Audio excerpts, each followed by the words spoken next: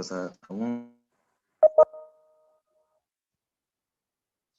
Hello, everyone. You are welcome to the Black Female Entrepreneur Greenwich, and today you are here for another edition of the Black Female Entrepreneur African Festival. And today is a storytelling. So we will be having a storytelling session where you'll be learning a lot about the African storytelling. And also, we have our special guest here to actually illustrate some of those African stories. And I will start by introducing myself. I am Lucy Isaiah, your host today, and your co-host today is no other person than Madam Shosha. She's going to actually introduce herself and she will head on straight to what we are having today. Over to you, Madam Shosha. Thank you, Madam CEO. Hello, everyone. I guess everyone is having a fantastic day. I'm the co-host with Madam CEO Tammy Aguido. Wow, it's been a very beautiful day. If you go outside, the sun is fantastic, and I know a lot of people are outside. Please, as you come on this platform, please share to other platforms. You know what I always say, get your favorite snack and your drink, because today is actually storytelling. And our guest for today is no more new to the platform. Will be introducing himself, and as well is going to be giving us today's story. So I'm not going to introduce him. I'll just pass it on to him. Over to you, Mr. Cletus. Good evening, everyone. Good evening, UK. My name is Cletus Chukwuma, and I'm speaking from Lagos. I was born in Benin City, and I grew up in a village 50 kilometers away from Benin. And a Nigerian, and of course, a journalist. So talking about African stories, I think I have a little bit of knowledge because I grew up being told the African stories, and I still pass it on to my children. So you're welcome, and I hope we'll have a good time reliving on this beautiful African story this evening.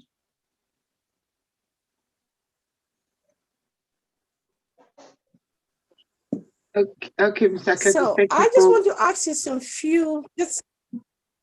Go on. I just want to ask some few questions about the African story history. I know now, there's it's like what's they call it? The tales. I know there's something we have back in Nigeria called the Tales by Moonlight. And Tales by Moonlight. Yeah, I grew up loving it because I look forward to it every Sunday evening where we all sit down and listen to Tales by Moonlight. How did the African story come about? What actually, can you tell us, is there any history around the African storytelling? Africa is a very, very old continent. If you must be familiar with the word tradition, and the foundation of that word tradition is trade. The Africans, we usually trade our values and our beliefs from generation to generation. And the major vehicle of trading these values is oral history, oral tradition. So stories are passed from generation to generation through oral means. And so storytelling became very important, integral of the African society, where we are told what has happened before, either it's something that actually happened or a myth or anything whatsoever. So the African story dates back to as old as Africa, and it's been passed from generation to generation. So that's how I can't tell you that it started in 1912 or 16th century, but it's as old as Africa. storytelling is as old as Africa.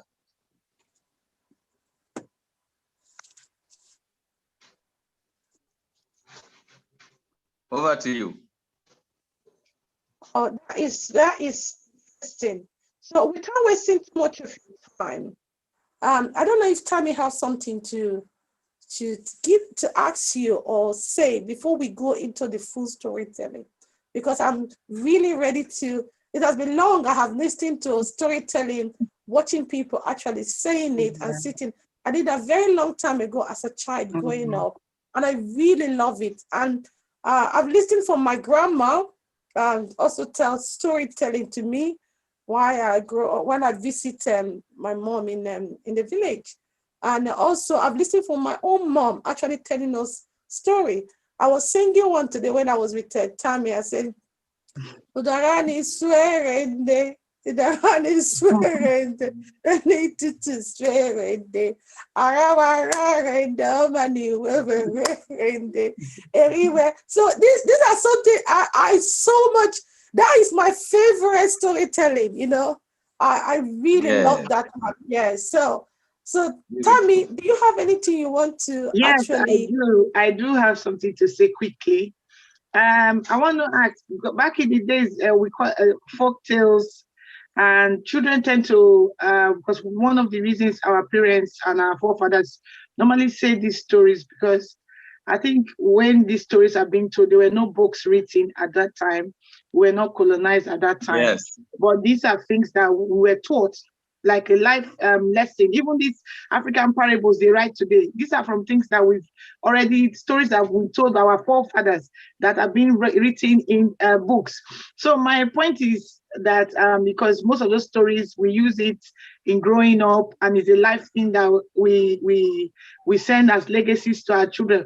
What importance, because just before we start, people will know the reason why our parents always tell us all these stories, so that people will know the reason why we're actually in Black Female Entrepreneur, why we are actually after this African tale story. So what is the importance behind these stories that we get? Because some of them are really interesting, and some is just that when you, as an adult now, as a mother as well, I've seen some of them playing out now. So it's not like, it's not new to me. So why do our parents and our forefathers tell us all these stories? Okay, some people think that storytelling is only for entertainment. Yes, that's part of it, but the chief aim of storytelling is to pass not only information, but to educate us on the things that we need to do, how not to go wrong with life, the area to focus on in life, values that will guide you, and the kind of habit you should not get involved in, otherwise you'll be destroyed. So every story has its own deep, both philosophical and meaning that has to do with values. So storytelling is not just to entertain, but it's to teach us to pass on values and education to from generation to generation. Thank you very much. Thank you very much. That is so amazing to hear. So without wasting too much of your time, how many stories are you telling us today? 1 or 2? Or I have about 7, but if we take only 1 or 2, we want to hear all. We want to hear all. We are happy to stay. And I believe all our fans online are also ready to listen to this story, because I believe those 7 will be the 7 wonders of the world. So get yourself ready to listen to those 7 lessons, the 7 lessons from the 7 wonders of the world. You never can tell where your message is coming from. So we are all ears. I'm going to move my head a little bit backwards so that my ears can open properly, because it has been long. I have listened to storytelling, and I really want to have some of those lessons. They say as you grow older, you know, you're beginning to see some of those storytelling style, like what I'm saying, start actually playing out, coming out in your life history. Start coming out, you start seeing things happening to you. So some of us have been in the Western world for so many years, And then those that are still back home, they kind of refurbish or embellish their storytelling ideas, and it's keep helping them. But for some of us that are here, we've not had story for a long time, so we need some of those lessons to add to our our day-to-day life, so that we don't make more mistakes. So over to you, Mr. All right, Curtis. my first story, you know, some of our stories are actual stories, like I said, actual events that happened before. Some are mythical. I'm going to start with a mythical one. Is abstract in nature, and it is called Idegboma.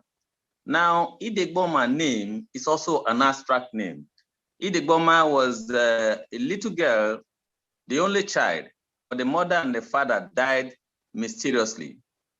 And every night, when Idegboma goes to bed, he was a little girl, he couldn't do things. People will come from nowhere to clean up the house, cook for Idegboma, prepare his lunch, dinner, and breakfast. And when Idegboma wakes up in the morning, he doesn't find anyone, but everything is ready for her. Then that continued for a long time. One day, she was determined to find out the people that prepares her meals and makes everything ready for her. She actually woke up and found them. And guess what? The people that were there were one, sun, that is Ifon. Ifon in my language means, moon. Then Ayangu, sun. Then the other the other people that were there, Ujuju.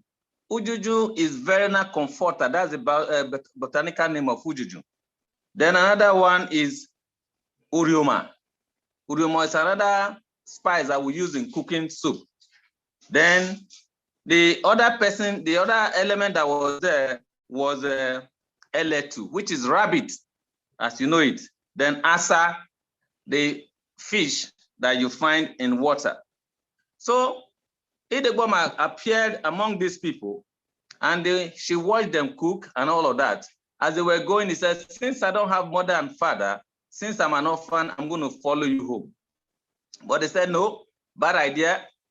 You can't live where we live. Our duty is just to come. The universe has asked us to come and help you.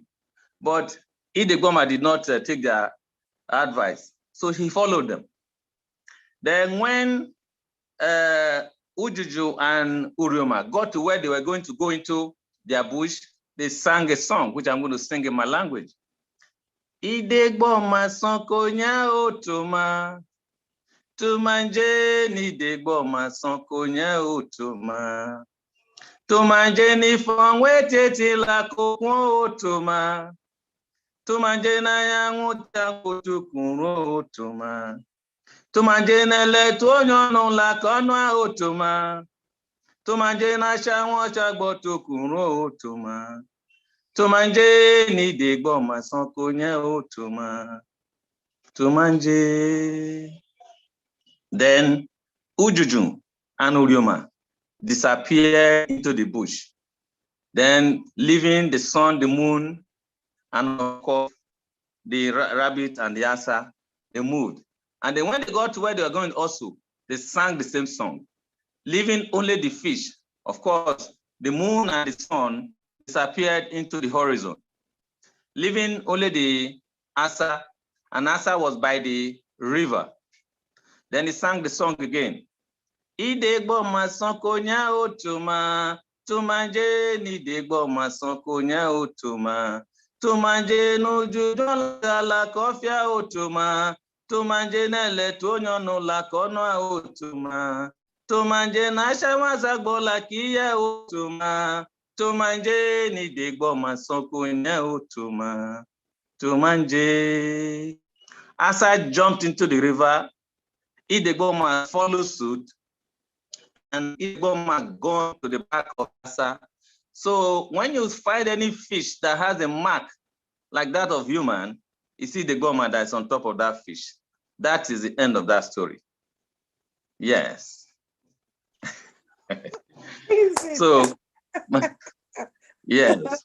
So that's why I said that it's not flat. Yeah, All those man-made fish. All those, Yes. they're gonna move water. That is Ijema. You see? Ijegboma. Ijema. What is the lesson? Yes. What is the lesson of this story?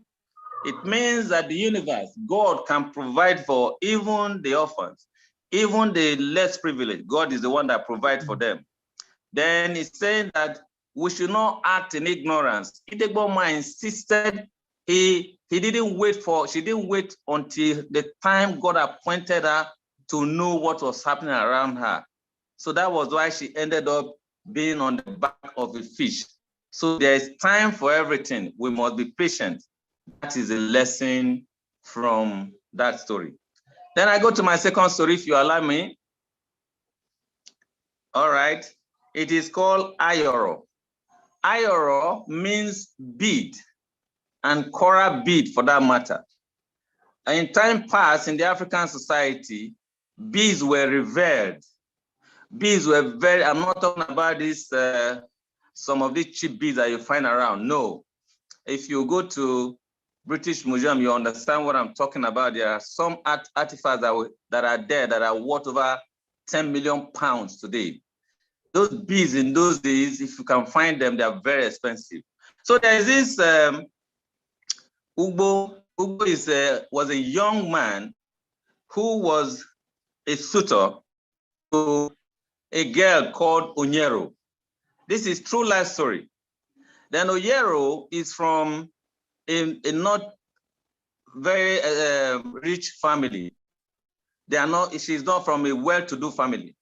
So, but her suitor bought her a very expensive bead, and she was very proud of the young man and always shows off her bead. But because the mother is not rich, she wanted to buy, because the mother wasn't rich, she wanted to buy palm kernel, and they charged her some money. She didn't have the money. She used the expensive bead to buy the palm kernel. So when Onyero came back, she wanted to put on her bead for a very important occasion. She discovered that the bead was not there. Went to the mother and asked, and the mother told her that she used it to buy palm kernel. Onyero couldn't believe that such a priceless item can be used by her mother to buy ordinary, according to Onyero, ordinary palm kernel. So she was mad and livid, and she felt that there was no reason to live anymore if her mother could use her bead to just buy palm kernel. So she ran, of course, the young man who, the suitor, had the farm and the father had a farm. Onyero took off and ran to the father's farm. When he got to the junction that leads to the father's farm, she sang a song. Ebugbo baba ko naga monye son lo nye son onye se menne no were ayoro ngekwe ko ya ayoro kiyo na ayoro ne na kwagbo ninwe o ayoro kiyo na ayoro baba kwagbo ninwe o ayoro kiyo go kiyo. The father heard the voice of his daughter and started rushing out from the farm to come and find out why the daughter was weeping. So Onyero left the father's farm and ran to the suitor's farm. The same thing, she sang her song there. Ko naga monye son lelo onye son onye semenne no were ayoro ngekwe ko ya ayoro kiyo na ayoro ne na kwagbo ninwe o ayoro kiyo na ayoro baba kwagbo ninwe o ayoro kiyo go kiyo. The wife to be, the suitor, heard the voice of Onyero. He also came out. Two of them joined in pursuing Onyero. What was Onyero's mission? Was to take her life. She ran to the stream and jumped into the stream. When she got to the stream, she sang the same song and jumped into the stream, and she died.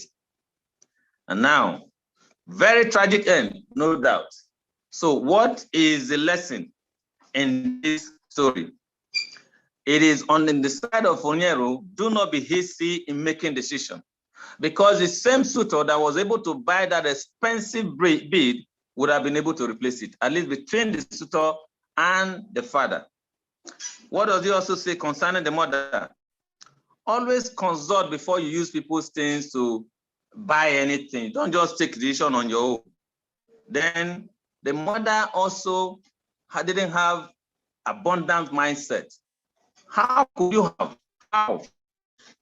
have used very expensive bead to just buy ordinary palm kernel? So these are the lessons that we must have abundant mindset. People think, oh, the reason why people steal money is because they don't know that they can make 10 times the amount of money they are stealing.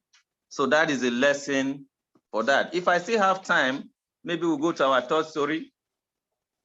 Carry on. I think we're going to listen to all the 7. All right. So the third story is actually also a true life story, and it's called Opumebei. Ordinarily, the man's name was not Opumebei, but because of the event that happened, it's just like in the Bible, they say the woman with the issue of the blood, the blind Bartimaeus, and all of that. So they identify people by their circumstances. So in time past, it was taking a certain village about 7-day journey to get to Benin City to sell their wares, to sell their yams and whatever they are producing, because Benin was a massive center for commerce, even in West Africa. So each time they are going for this, to go and sell their wares, they normally take snacks, so that on the way you just take snacks. You can't have main meal because there were no restaurants there. It was mainly bush part in Africa. So the tradition is that you take as much snacks that you can eat and water. So each time they stop on the journey to drink and have this little snack, this young man called Opumebei will say, where will this one get to? That is Opumebei. It's not enough. I'm going to wait until I have main meal. Then they continue. The second day, he's saying the story, repeating the same thing. The third day, the fourth day. And he said,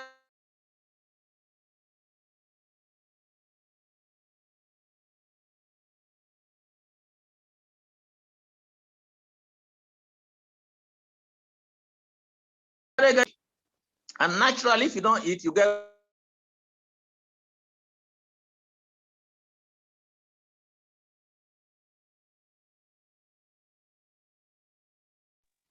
Mr. Cletus, you need to unmute yourself. You need to unmute. I think you're mute. You must eat whatever little thing. If you are a traveler, don't wait until you have the main meal before you eat. So that's a third story that I have, and it's an actual story. So have bread. They say it's better than none. And we must. You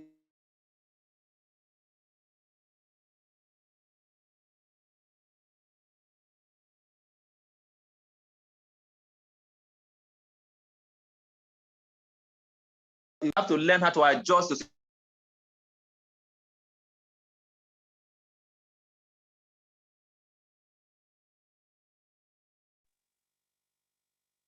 You need to unmute yourself. Hello. Can you hear me? We can hear you now. Yes. Hello? We can hear you.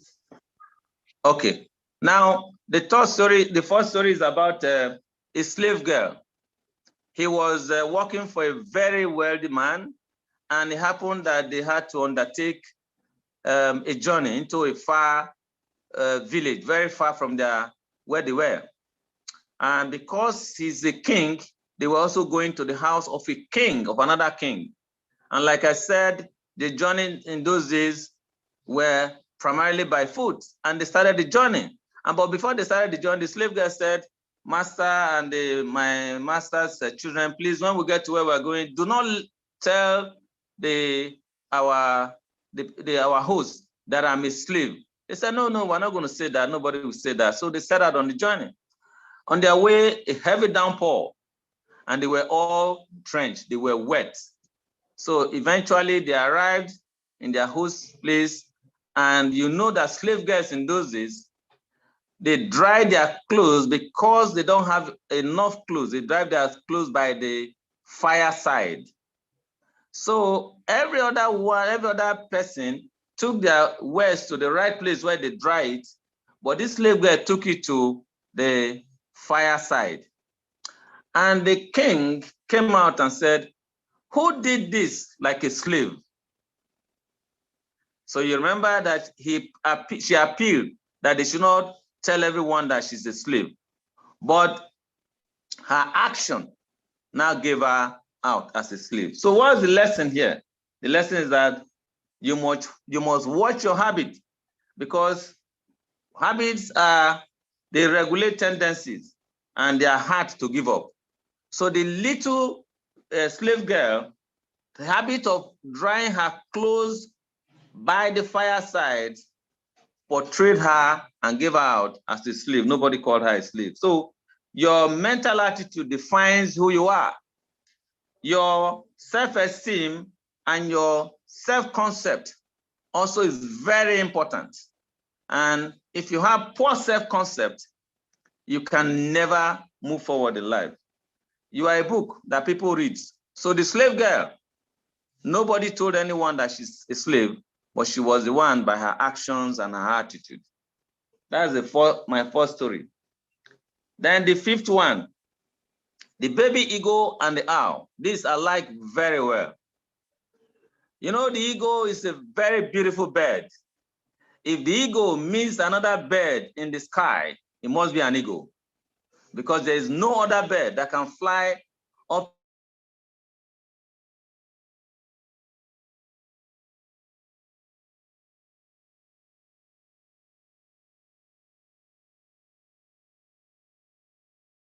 to 10,000 feet above sea level. Is the only eagle.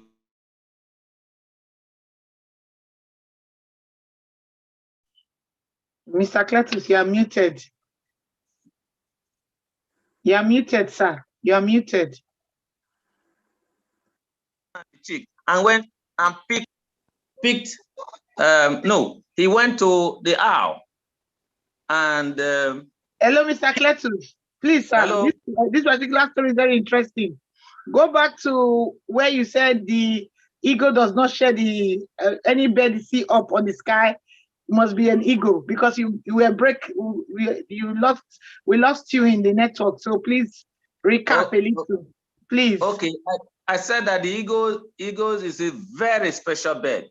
That when an eagle meets another bird in the sky, that bird must be an eagle. There's no other bird that flies as high as 10,000 feet above sea level. So the eagle is a special bird, and the eagle does not eat anything that is rotten, that is dead. It must be live. So the mother eagle taught the baby eagle how to hunt. And one day, the baby eagle now felt that he was strong enough. He was flying around in the bush, and he saw an owl and went and took the baby of the owl. The owl did not do anything whatsoever. The owl was calm, and the baby eagle flew away, got to the mother eagle and said, "Here's my challenge. I just picked this baby owl from the owl," and the mother did not react. He didn't do anything. The eagle said, "Take that baby back, because the owl that did not react is a dangerous animal. It can wipe us out from this earth." So the baby eagle returned the baby owl. Then he went looking for another prey, and he saw a chick over his village, and he went down and picked the chick, and the hen, mother hen, rose violently, pursued the eagle. Of course, you cannot pursue eagle. The eagle flew away. When he got to the mother eagle, said, "Mother, this one I picked the chick, and he was following me violently, but he went down and he forgot." The mother said, "Eat this meal, enjoy your meal. And when you finish,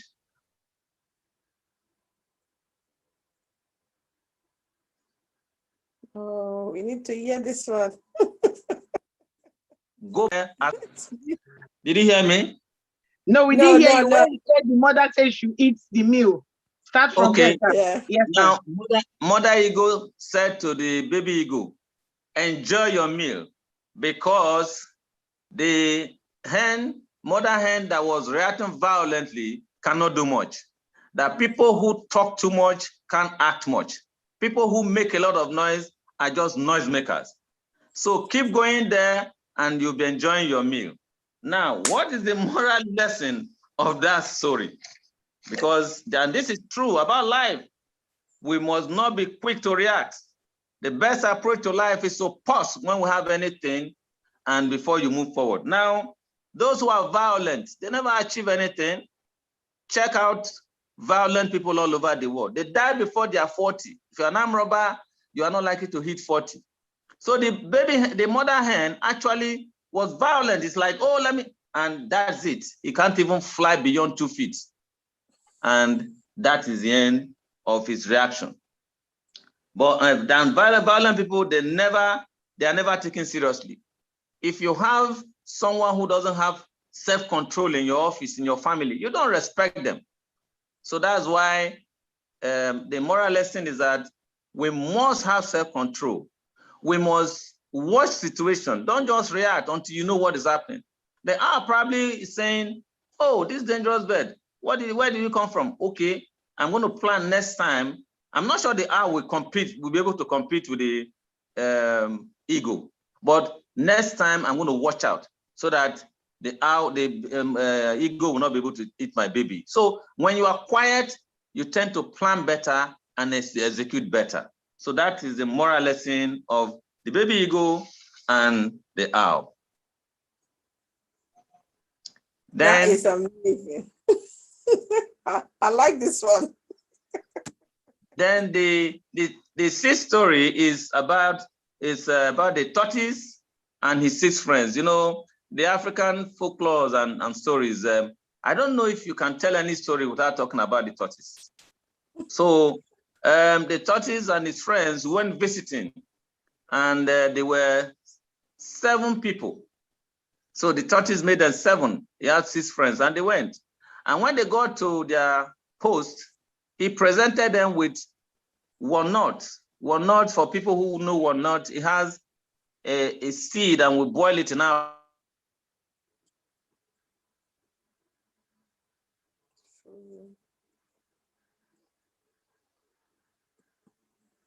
Africa, and you break it in.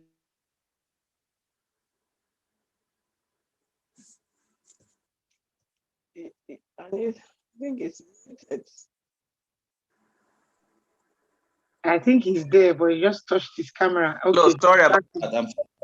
Okay. Okay. So he went visiting, and they got to their host place, and they were given that 6 walnut.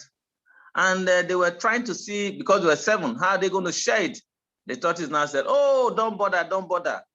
What is going to happen? But forget about me. All of you take 1. Then every person will give me half of his own. Oh, they said, thank you. You are very understanding. Thank you very much.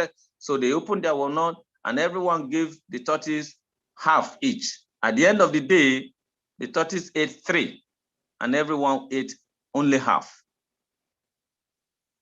What is the moral lesson of this story? Wisdom is principle. Now, they didn't think deep, but they were just happy that, oh, tortoise said we should take. And they didn't think deep that 6 of them, their half will make 3. And tortoise will be eating over 500% more than they're going to eat. Those who make sacrifice never lack. So the tortoise made sacrifice by saying, okay, you guys have fun, take it 1 by 1, and you just return half to me. So he made sacrifice, and if you are in the habit of making sacrifice, you will never lack. On the side of the tortoise, the me first robbed his friends what they ought to gain. So they wanted to have 1 first, but tortoise was calm. So anytime you move with me first, you will always be shortchanged, no matter where. So it is better for you to ensure that you consider people. So that's the moral lesson of the tortoise and his friends. And the seventh story is the snail and the deer. The snail and the deer. You know, sometimes we tell you the actual story, sometimes we tell you abstract. This is one of the abstract. Then you ask me, how did I know what the snail and the deer, how do they communicate and all of that? Anyway, that is the African story for you. So on this occasion, the deer challenged the snail to a race. You know that practically it is impossible for snail to compete with the deer because the deer runs very fast. He has 4 legs and the snake crawls. And the snake said, no problem. I will beat you to it. And they were arguing. They were talking about it in town and everyone who cares to know. And the snake was saying, I'm going to come out victorious. And the deer said, you must be joking. You can't even walk. And the day they came. But before then, the snail went back to strategize and plan. And he said, how can I beat this man that has challenged me to this game? And the snail realized that the deer has some kinds of leaf that it cannot go past without eating. The leaves are so sumptuous they are the favorite of the deer. So the snail decided to put their root on the part where you have those leaves. And they agreed. They went to the starting line, on your mark set, and it was, they took off. And the race started. By the time the deer got to where these leaves were, he couldn't pass the place. By this time, he had already gone past the snail, long time. But he started eating the leaves. But he ate to his satisfaction that he could not continue. He decided to rest. After all, I'm in competition with someone that cannot beat me, the snail. Let me take a nap. And when I wake up, I'll finish the race. That was how the deer took a nap. And, excuse me, he overslept. The snake crawled slowly past the deer. And when it got to the finish line, round about 5 inches to go, the snail started singing a victory song. Ele sinege nguku, ele bia kwonje ele. Ele sinege nguku, ele bia kwonje ele, bia kwonje ele, bia kwonje ele. And he made it to the finish line. That was how snake defeated ele that is there in the race that he challenged him to. Now, what is the moral lesson? This is very, very instructive. Everybody should listen. Never underestimate your opponent, no matter what. Never, ever underestimate your opponent. It is dangerous to do that. It is dangerous to do that. Focus is key in everything that you do. You must be focused. Ele was not focused. He had all the potentials. He had everything to have beaten Snape silly, but he wasn't focused. So if you see any man who is struggling with his life, you see any man who is broke and grumpy and does not have hope for tomorrow, I tell you, is the man that is not focused. Is another lesson is discipline is required for success. Show me a man that is blown away like leaf, and I'll show you a man that is not disciplined. Ele or the deer lacked discipline. Therefore, the snail that didn't have 1/4 of his capacity defeated him in the race. Those are the stories that I have, but the other one is about Igbide, and I don't think I have to bore you with that. So, but you talked about some proverbs. If you have time, maybe we can share 1 or 2 proverbs. Yeah, go on. We still have time. It's been fun, gosh. You don't want to ask any question before we go into the proverbs? No, I want to ask one question. You know, those stories are really, I think it's not just for You know, when they say storytelling, it's not just for kids, you know, even for adults. Yes. So you can see that the African storytelling is not just for kids. So as an individual, this is something that you one need to listen to all the time, because sometimes you need a reminder. Just like the deer and the snail. There's a lot of people that actually need a reminder because they feel they have all the expertise. They feel they've gone to Cambridge. They are specialized. They are this. They're more educated than you, and they believe with all those everything they have, they can be successful than you. But I am telling you, there are people that have skill work that do not even acquire all those Cambridge University, that you underestimate what they can do. And before you know, they are actually getting up there and making an empire with their skills. And then I also want to ask, you know, when like all the stories with all this that come with all these lessons, and how can one actually put them together as a you know, like a radio, how they call it, like a high, is it they call it, how you call that, is the like a podcast where one can go and listen to it, because this is so fascinating. And at least just playing them sometimes with the young ones is, can you tell us, just, you are in our platform now, and for those that want to actually sponsor program like this is something that it can be shown in the library, and this is something that can be read out in a radio station. And so that, how does this work? So this is my question to you.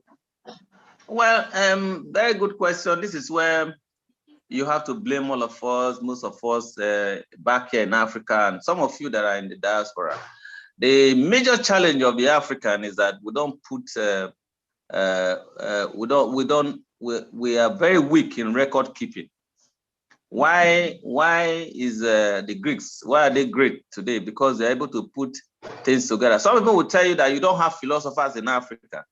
It is a big lie from the pit of hell. The difference is that we did not record them. But you and I can come together, and when we live here, we'll plan. It's very easy. I don't have a very beautiful voice. So what we need to do is to write down these stories, give it to someone that can read English fluently so that it can be accepted by, international voice, and you put it on any format, and you expose it to anyone. It's as simple as that.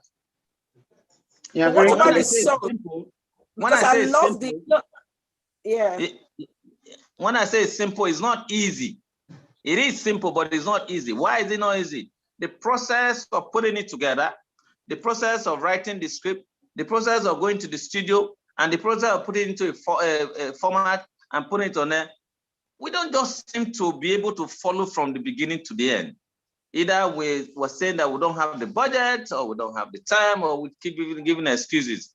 Now, people like me, I met storytelling. A few that I was told is what I'm just relaying. Even me, I've not thought of putting it on tape, but I've told my children these stories. We say it all the time and all of that. Even as I was singing, one of my sons here around, he was singing along with me, because that's what we sing it and all of that. But putting it together for other people is where we all have to be blamed. So Lucy, over to all of us, we can do it, and it's possible. You know, you talk about actually maybe getting, but sometimes you need that African tone to actually put that communication out there, because you don't want to beat the culture, because that you still need that cultural tone in those storytelling to make it real, to make people actually, so when you're listening to it, you can travel with your mind down to the African jungle, or down to the village, or where as you're telling the story, honestly, as I'm sitting down there, I'm trying to picture my head how the ele was actually eating that grass, and the snake just crawling around. So my brain is just fidgeting all around, trying to get this picture in my head, how things. So all the story you've been telling, as you're saying it, I was just actually trying to have this picture in my head to relate to what will be happening down there. So we still like the voice, we still like that, maybe we can make a true version. So, but we still like that African accent to be in the Lucy, story. I think we can actually have that format, in the sense that somebody else will read the story, but another person, so to be a two voice over on it, another person comes to actually sing it in the tone, in the African tone, so that as you are reading, your mind will travel back and say, okay, it will give you a picture of how the whole setting is with the particular story. I think Mr. Cletus, if I'm wrong, correct me. No, you are correct. So are you saying that when I was singing, did it connect with you? Yes, we were clapping. We were clapping. Lucy, we were clapping.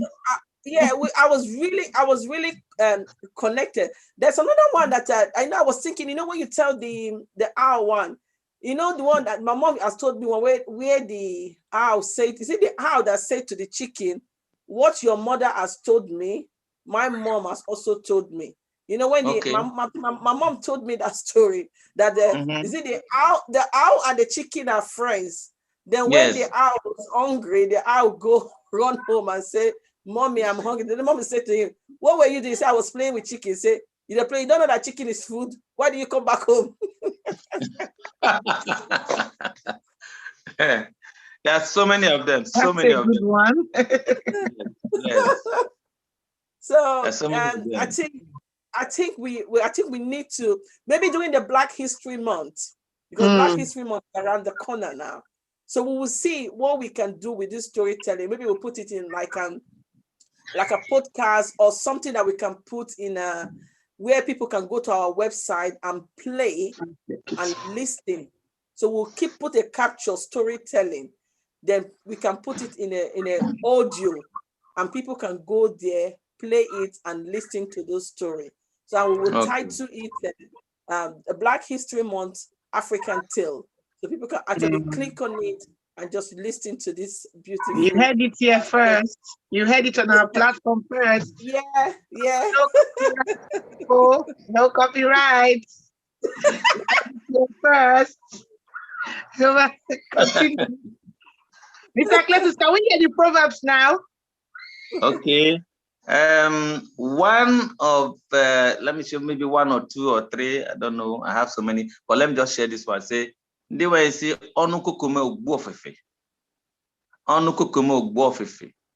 which means I'm going to demonstrate it that you just said. If the mouth gathers together, it can produce a sound or a whistle. Which is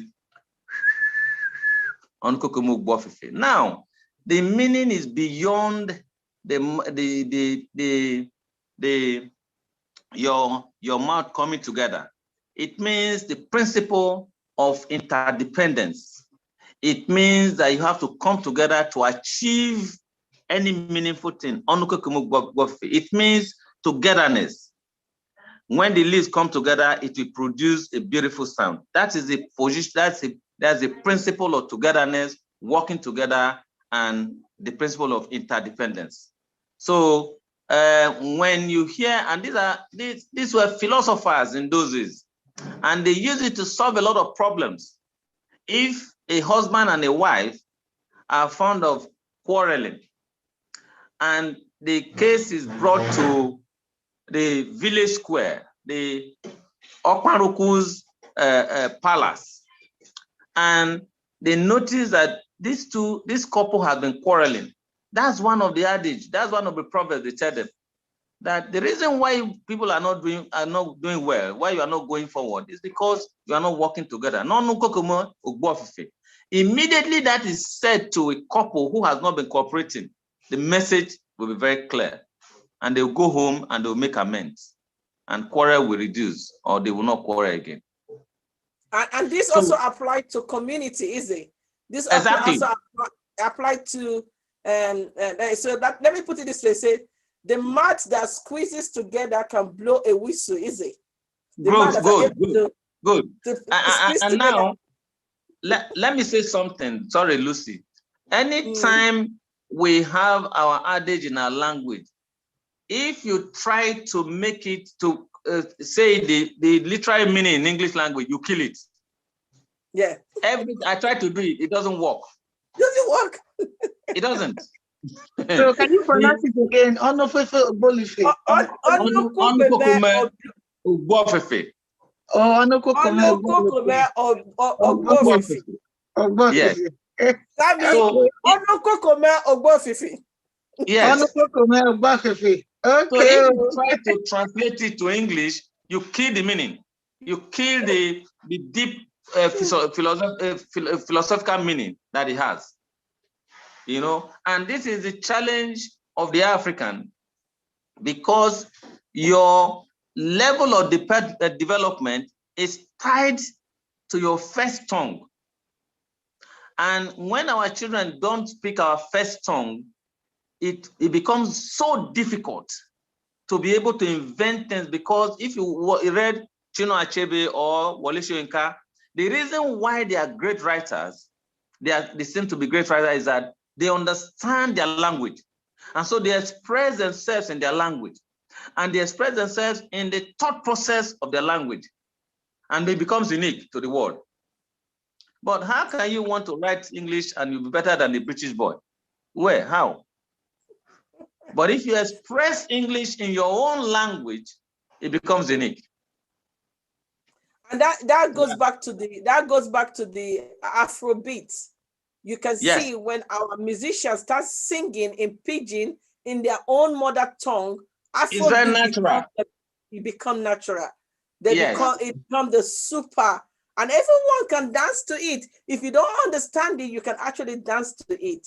I think Fela used most of African language to actually sing on it one. Yeah. Exactly. And everybody today, Fela is the Afro king. So exactly, that's originality, authenticity.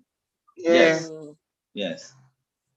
I've learned that one. Now when we go to those meetings and people are not ready to work together, we will say, "Excuse me, can I say something?" And I can say, "Onokokome Ogbofefe."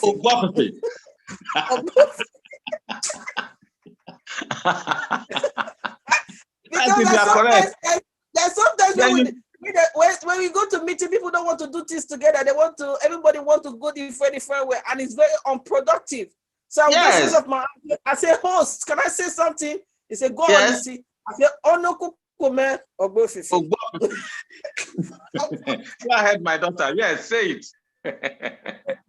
Yes, you know. So now you are beginning to see. If we don't work together, how can we produce something? Nothing. Exactly. That's it. That's a good one. I'm going to get that one down.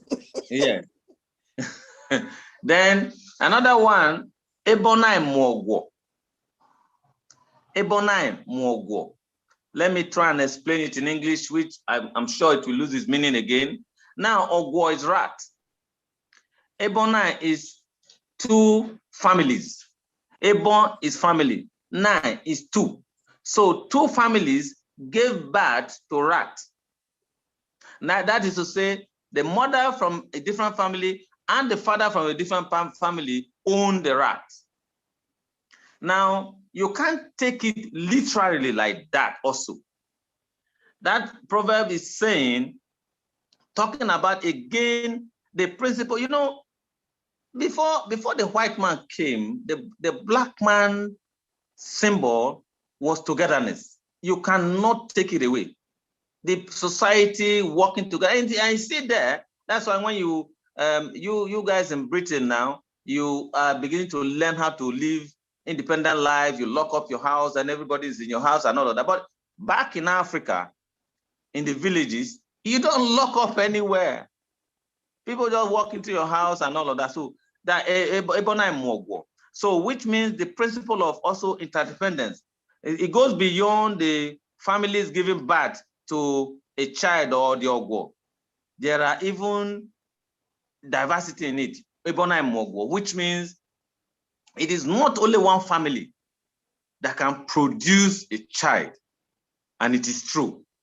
It is not only one family that can bring values to this child, it is on two families. Whether we believe it or not, even in UK and the whole of Europe and America, it's the same thing. Let's take, for instance, if your father is Dutch and your mother is French, you, as whether a boy or a girl, you will have the tendency of Dutch in you and the tendency of French in you. True or false? True. True. And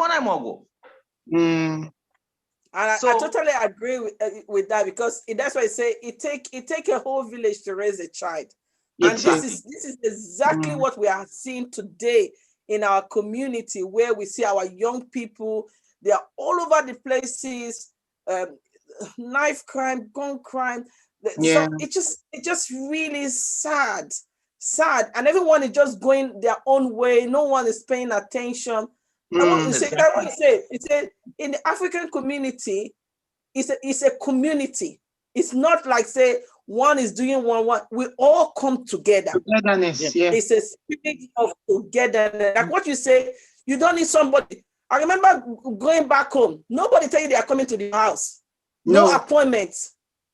They know when the food will be ready, and they imagine. And they knock the door.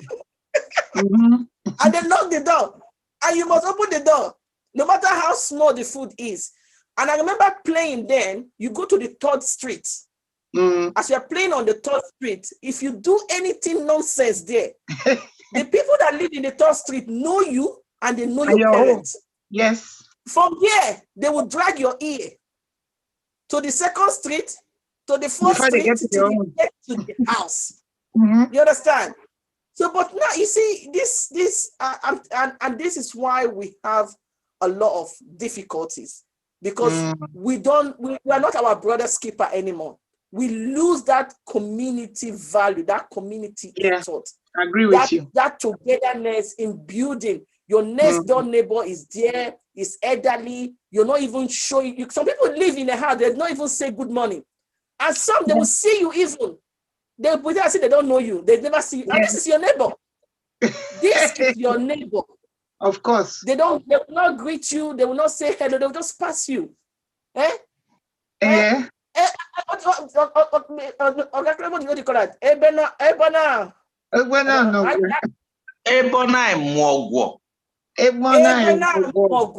what I'll be telling my neighbor now. You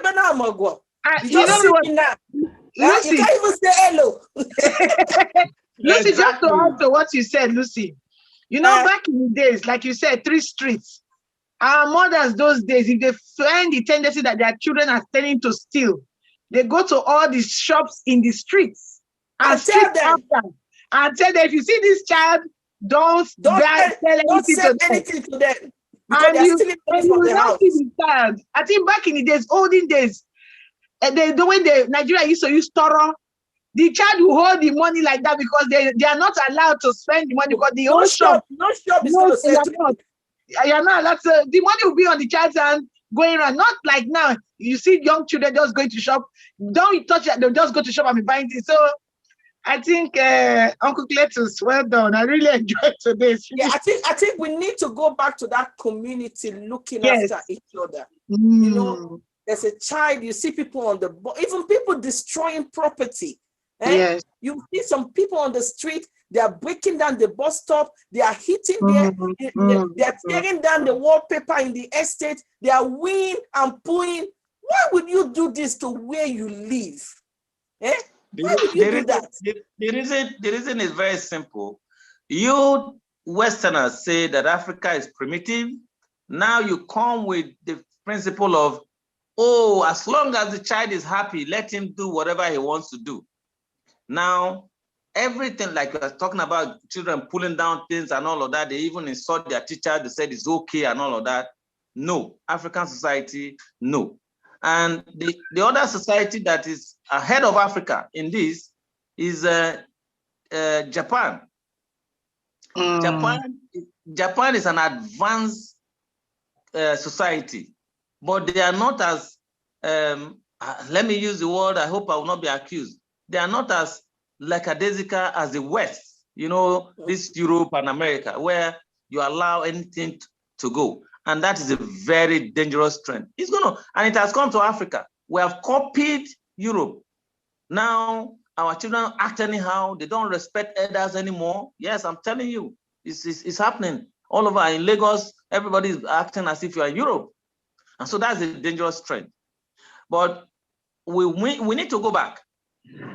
We will now blend African traditions that are good with Western traditions that are good. To say that a child must not be challenged, that's why I will never raise my children in Europe. Good luck to you people. Where your children will go and Uncle Clayton, let me say something, sir. I want to correct you on that. In the Western world, even as you say, they are allowed to insult their teachers, but there is laws in the school. Lucy can attest to what I'm saying now. Yeah, that child doesn't even go that scot-free the way you think they do. The only thing in the Western world that we Africans, because we all grew up the same way in Africa, that when a child does something in schools, we get spanked. In Western world, spanking is not allowed. The law says that you can spank, but make sure it does not put mark. You know, those kind of body mark when they check the child's body. I agree with that. Yes. So the law says that the law did not say you should not discipline your child in the Western world. So that's why I want to correct you now, that when you say Africans are copying, we should copy the right things that we are supposed to be copying from the Western world. And even in the Victorias, even in the Western culture, it's just the new generation that are doing this nonsense. Yes. Yeah. You can see the Western culture does not permit you to do such thing. There is law, there's order, there's discipline. I don't know where they are getting all these things. And this don't go down to parenting anyway. It go down to parenting. Yeah. It go down to how parent has to take their responsibility very seriously. Because you can tell that this child is beginning to corner ways. Yeah, go to the wrong side. From a very small, you can tell that he's beginning to grow wings. You know, then you start need to put your feet down and start giving that child a life example and start locating that knowledge, that discipline, and making them to understand that even you are here, you've gone through that journey. And with the way they are going, it's not going to help them. So it's all, and I think come down to parenting, because even in the Victoria time, there's discipline. There was discipline. And there is still discipline now. There is still discipline. Yeah, it go back to a lot of then we come back to the Black community, and I know some people are working, but that's what we say. What is your priority? If you know you cannot be responsible to look after these children, don't even have them in the first place. You understand me? You understand? Don't have them, because then it's more like not just a problem to you, but also to the general society, where we find. Look at the other day, the Greenwich, where they were doing that knife battle in the broad daylight. Come on. I think parents should understand that children, the first school that a child goes to is from your home. So we should stop leaving it for teachers to sort out. It's really wrong. It's actually for us. And if you notice with toddlers, they copy everything you see, everything they see their parents do. So if at that young age, you start telling your child, when your child say, do this, you say no, you don't say no to mommy or daddy. So these are things, I think it's the generation that we are in now, the Z generation that we are in now, that they feel that they want to be lawless, but there is a law that guides them. So Uncle Claire, to split, sir, we are not the one corrupting Africa. All right. We are the Western world. I promised you 3 proverbs. Let me give you the last one. Okay, sir. The last one is Wani uzo hulile. Wani uzo hulile. I'll say that it one. I'll time. bite my tongue. Say it again, sir. Wani uzo hulile. Wani uzo hulile. Wani uzo hulile. Wani uzo hulile. Yes. But tell me, we need to go for language class. So. I tell you. Lucy, I'm surprised that you can't pronounce that easily. This is why this is another parent. They did teach us how to speak language. Exactly. I wasn't taught language, so. Well, guilty. So now, if I translate it again, I would destroy the meaning, but I will try to do that. Now, it's saying that people, you are not supposed to look at things from one perspective. That's the deeper meaning. But literal meaning means don't look at a show from one angle. But that's the literal meaning is not the meaning. But what it's saying is that you must develop options in life.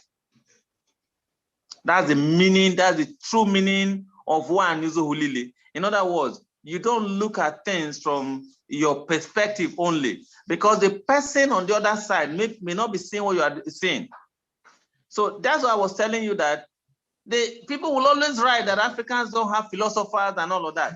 The difference is that we did not document these things, and these people who came up with these things have deeper meanings. What they mean? Do you understand? So it's not looking at only location and angle. No, if you situate it on locations and angle, you destroy the meaning. It is higher than that. It's talking about developing options and looking at things from different perspectives and considering other people. Yeah. So you have options, you have sources, you have to look at different ways. Look at the things from different ways of life. So Nwanyuzulili? Now again, if you when I used to go to my village court, there were very wise men. I can't tell how, if I knew what I know now, I would have been recording those meetings. Then when they bring a case, it is a proverb that they use in settling those cases.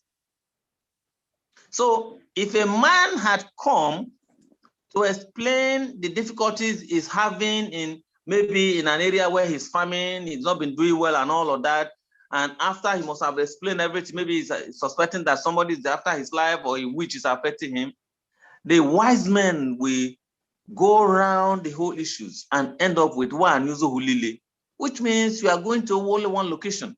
That's why you are not rich.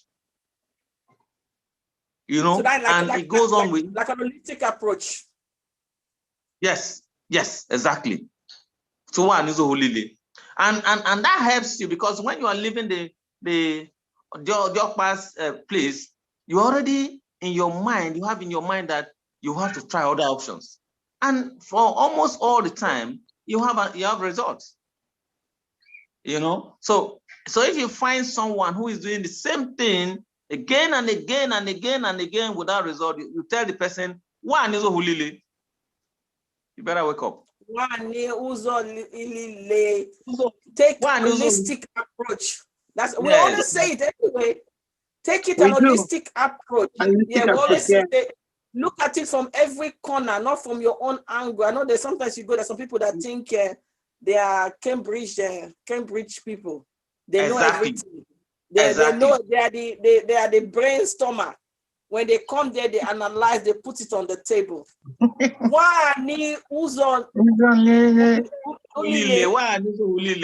So those guys,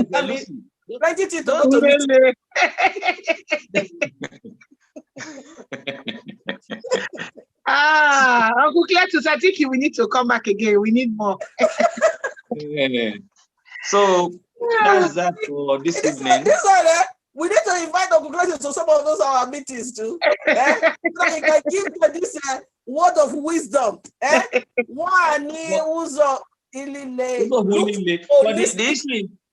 issue is your meetings, are they Africans? Are they Nigerians? No, they're not Africans.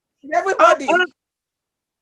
Uncle Cletus, before you just go, I want to ask a question. It's a community meeting. I know that those days when they are doing meetings with like women meetings, what are the things that they normally say in African language? Like our mothers, they always have this market women meeting, farmer's wife meeting, Christian mother meeting. What are the things in our languages that they say, because some women can be very mischievous and want to have their little cliques.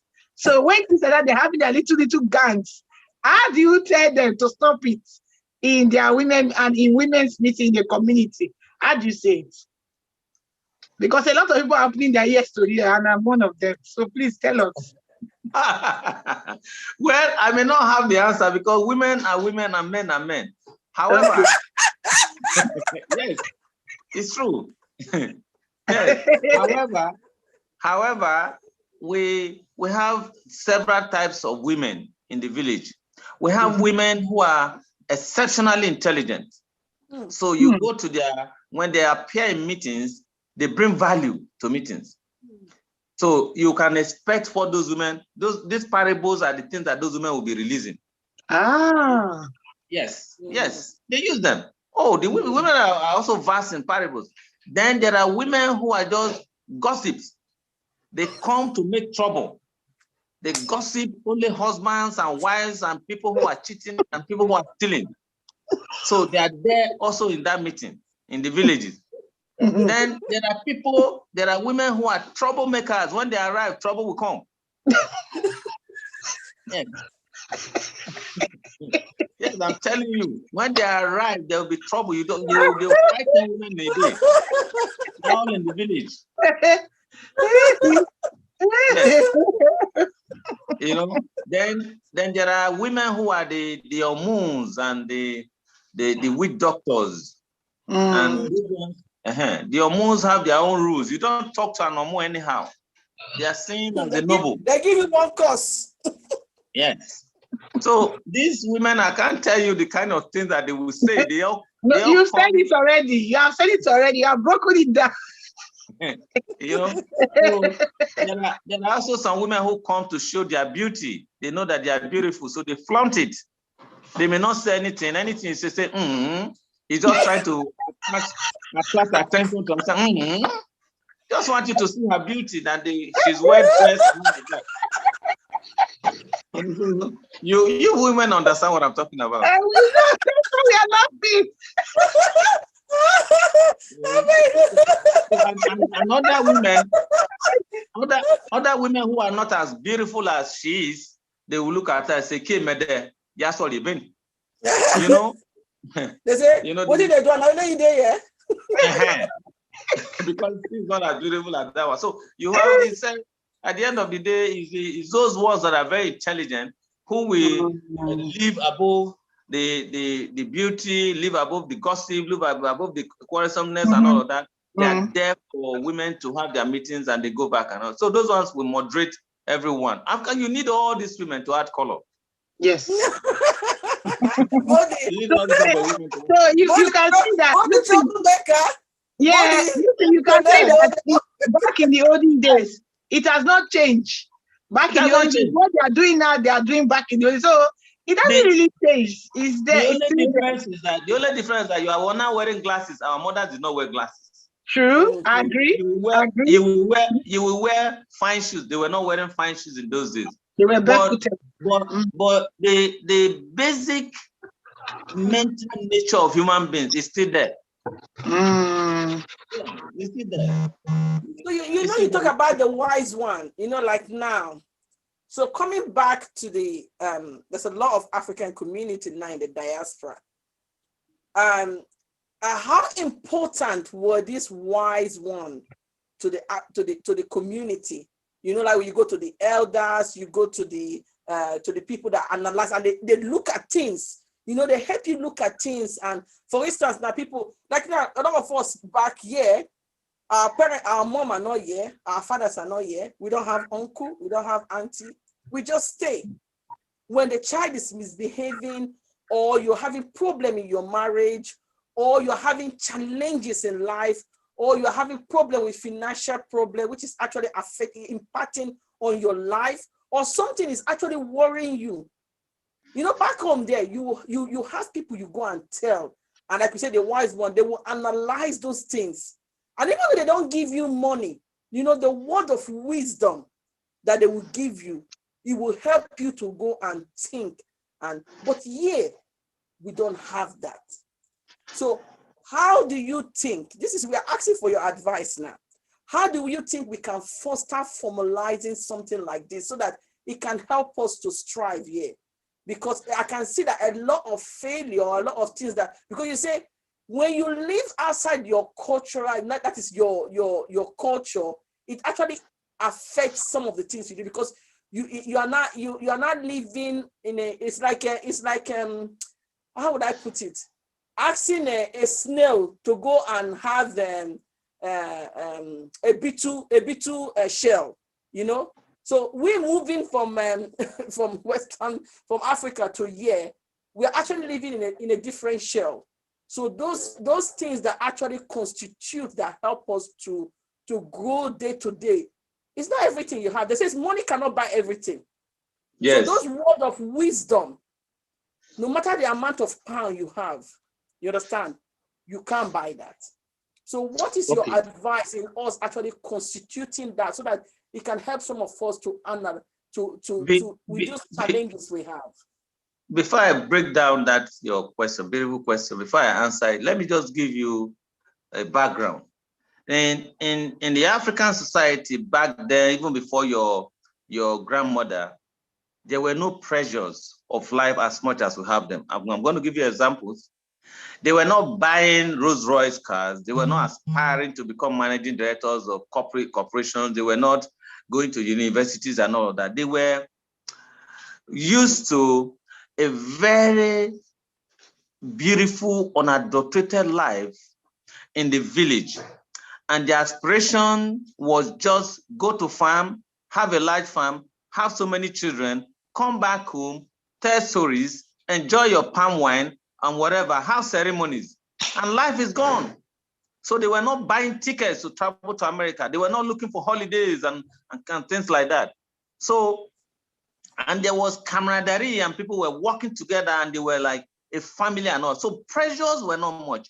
The issues that you and I have today, they didn't have them. Even the diseases we have today, because of the natural things that we eat, they didn't have them. However, having said that, we were created by the Almighty to adapt to all situations. So my advice is now this.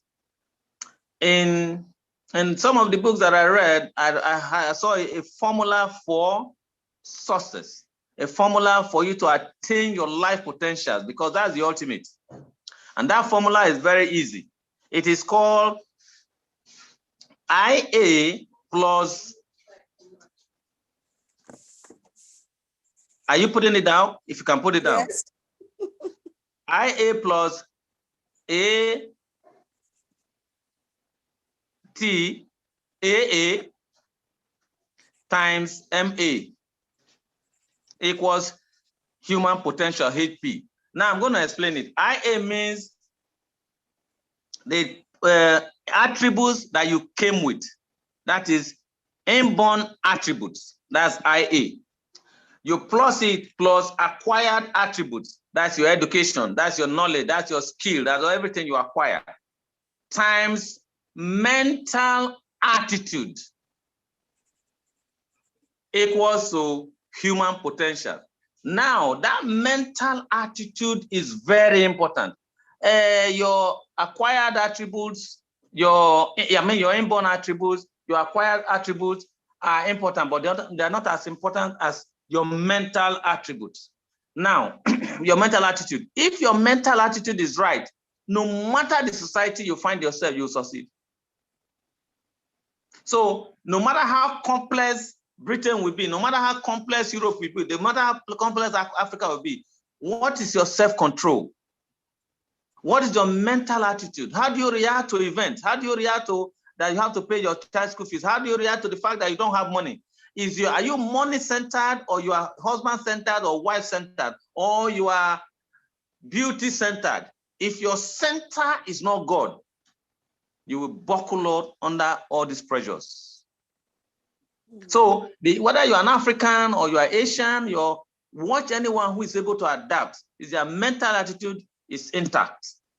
And it's also worked in our old society, in our primitive society. They call primitive, but it's not primitive. They were very civilized. You can see what I'm telling you now. And all these proverbs that I'm telling you, They were passed on by our forefathers. So the challenges we're having today were created by us. So you don't have to buy a Rolls Royce to be happy. Once you have that belief and you believe in it and you know that it's true, then you don't have to struggle for Rolls Royce. It is good to travel for holidays, no doubt. But if you can't travel, don't kill yourself. We're talking about mental attitude now. That's why the Bible said, be content with what you have. But because we're not content with what we have, that's why we run into problems and say all of this. If I tell you how I live my life, you'll be amazed. Very simple life. Very simple. I want good things, no doubt, but if you don't have it, be cool. Just go home, happy, be sleep, sing a beautiful song and sleep off. Yeah, mental attitude. So what is the HB? The HB is what? The what? The Human HB. potential. Human potentials. Human potentials. Now, that is the highest level of achievement. Your human potentials. So, but if the mental attitude is wrong, whether it's 1,000 years ago before Jesus Christ came or now, you remember that Cain killed Abel. Cain's mental attitude was very bad, terrible. He killed his brother over what? So don't tell me that we're now, the things that are happening now are more, it's how you're able to manage it. Well, I'm going to Dubai, but if I don't have money, I won't kill myself. Oh, it's good to go to Britain, but if I don't have money, I don't kill myself.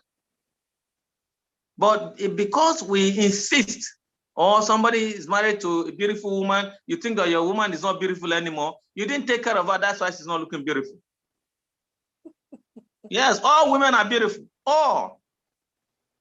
Just make them clean, dress them up, put them in a fine car, they will look beautiful. God bless you.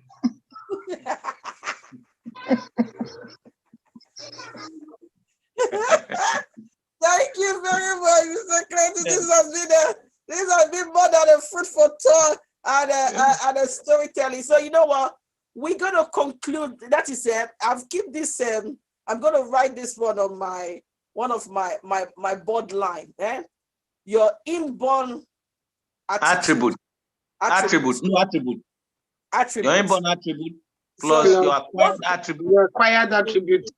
Yes. And your mental attitude. Your mental attitude, yes, equals to now your inborn means your color is black, you are a woman, all those inborn attributes. You came with them. Don't change it. You can't change those ones. You can't change those ones. It's just like a condiment.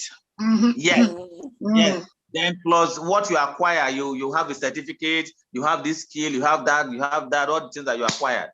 But those ones, they don't add up to 40-30%. But your mental attitude, how you respond to your husband talking to you, how you respond to somebody calling you an idiot. Are you actually an idiot? You look at yourself, you are not an idiot, you walk away.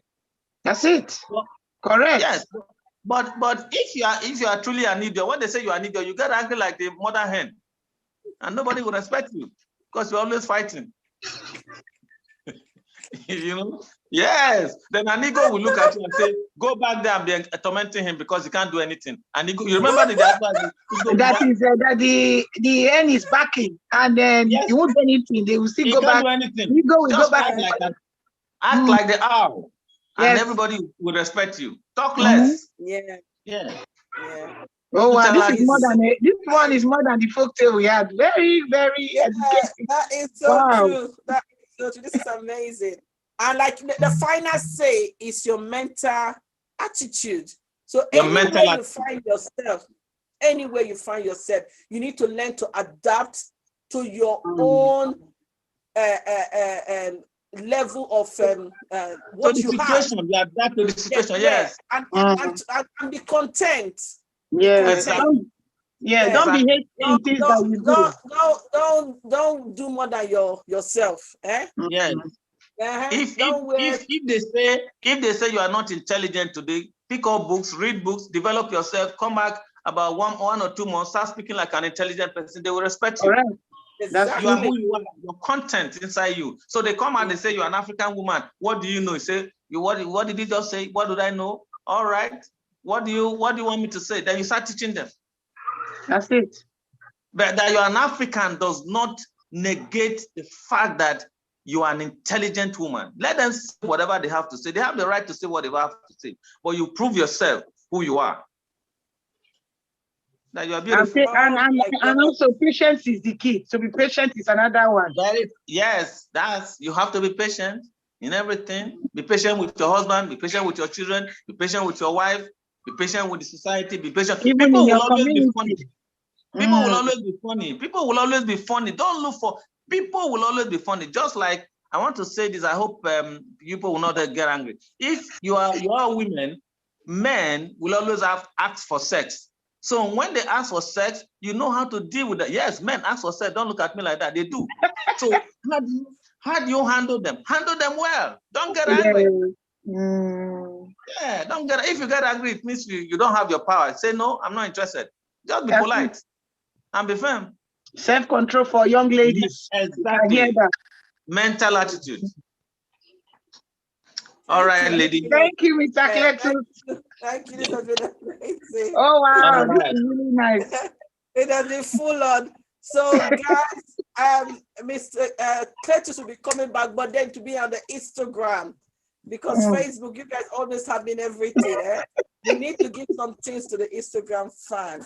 So for those of you that are here, just listening now, you can still go back to our YouTube page, BFEG Greenwich, and also watch this. It's on our Facebook Live. You can actually go back there and listen and be fulfilled. So, and we hopefully during the Black History Month, we'll have some of those your story to put on where people can actually go and listen audio and enjoy that storytelling, and people can play it for their children and also take an advice from it. Thank you very much. And all right, Lucy. Today was really, really spot on. Always a pleasure, ladies. Enjoy your evening. Thank you, everyone. Yeah. See you on Instagram. So tell me, call it today. Yes, everyone. It has been a very, very wonderful day. You could see my dimples has been going in and out. And look, it has been, it's not only the stories that we had, there were many educative tips that Mr. Cletus has given to us. If you missed the beginning, you can go back and check. It's really, really educative. I think parents need to, it's not just for one person, it's for the whole house. So you need to listen to all the tips. I will call them tips that Mr. Cletus has given. Patience is one of the keys. Do not be hasty. And also those who tend to want to back, you always make a noise and you never do any action. It's Mr. Cletus actually you are the change you want to see in your community. Yeah, you want to see you as a change in our community. So guys, our program is still going on. Join us on Instagram. Do not touch that dial. Have a fantastic day. Bye-bye. Can we sing that song all together before we call it a day? You know that beautiful Which one? song? Which one of them? I don't know which one. Which one? Tell me. Is it the first one or the second one for us? Which one? The one of the first one. I think the first one. The one that the mommy water one. Okay, the woman. Okay, let's go. Ide goma sankonya otuma. Tumanje ni de goma sankonya otuma. Tumanje ni fangwete tila kokwo otuma. Tumanje na nyangwete tila kokwo otuma. Tumanje ni de goma sankonya otuma. Tumanje. Hey, Dadu. Hey, Tumanje. Bye-bye. Bye. Bye.